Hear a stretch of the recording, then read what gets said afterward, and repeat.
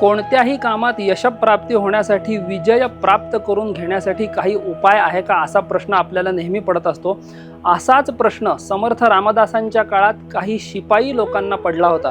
त्यावेळेला सतत युद्धजन्य परिस्थिती असल्यामुळे नक्की विजय प्राप्त होण्यासाठी आम्ही काय करू, असा प्रश्न समर्थ रामदासांना काही शिपाई वगैरे लोकांनी विचारला असता समर्थांनी त्याचं उत्तर देऊन ठेवलेलं आहे। ते असं सांगतात की ठसा हेम धातू वरी वात सूतू, तथा ताईताची बरी रौप्य धातू, तयाची पूजा मंदवारी करावी, बरी आवडी आर्त पोटी धरावी, असं सांगितलंय।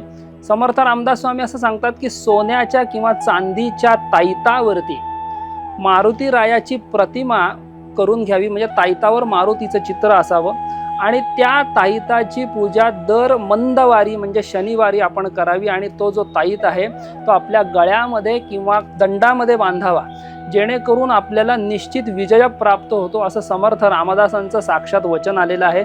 त्यामुळे ज्यांना यशप्राप्तीमध्ये अडथळे निर्माण होत आहेत किंवा खूप कष्ट करून सुद्धा यशप्राप्त होत नाहीत, अशा लोकांनी हा उपाय जो सिद्ध पुरुषाच्या मुखातून आलेला आहे तो जरूर करून बघावा।